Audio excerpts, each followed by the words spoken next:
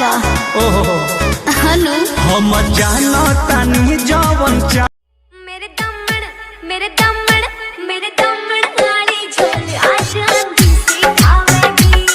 मेरे दमन वाली झोल आज आंधी से खावेगी।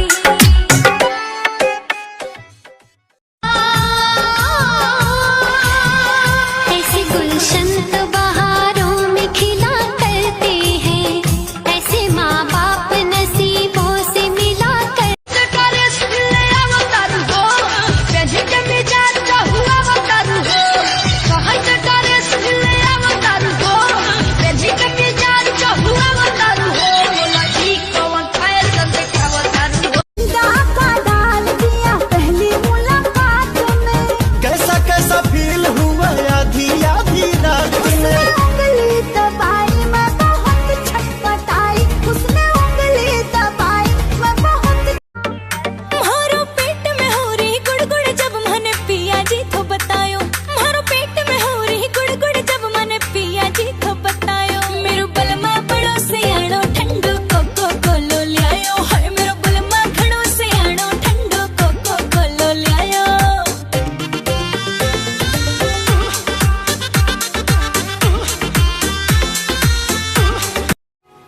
जंगल के खूंखार शेर हो तुम, जंगल के खूंखार शेर हो तुम।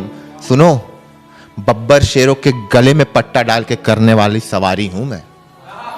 जंगल के खूंखार शेर हो तुम, बब्बर शेरों के गले में डाल के पत्ता करने वाली सवारी हूं मैं। अभी तक तुमने दोस्ती में बड़े हाथ देखे हैं मेरे, तुम्हारी औकात दिखाने वाला बिहारी हूं मैं।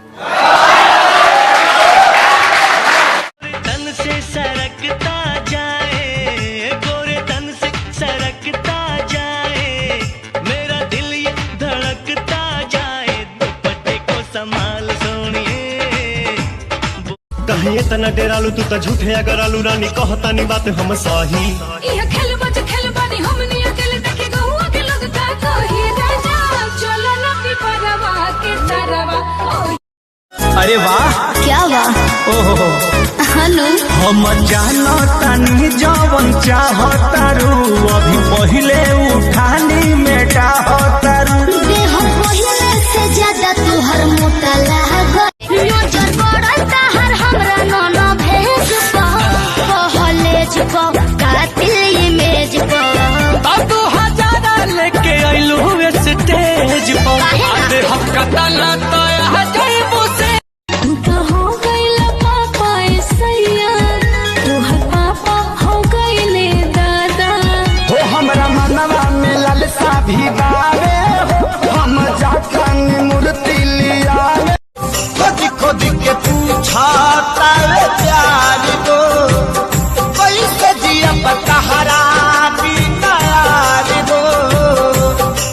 तू न चाहबू बता मर जाई बिहार से, नहीं की मिलत बाबूजी के डार से। जब चले डगर हमर लचक कमर कैसा आगे पीछे डोले सबके धड़क जिगर लइका जवान सभे गाल धरेला। भाभी भाभी कह के है फायदा उठाया। काजल बस तू नाम बता। मेरे को क्या पता, मेरे मलिया के गलिया पर हम साला को बोल लगा। चिलमन के पीछे से भी दीदार दे, अपने दीवाने को वफा प्यार दे।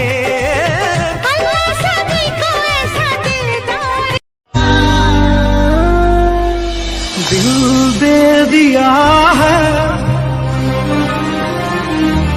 जान तुम्हें देंगे।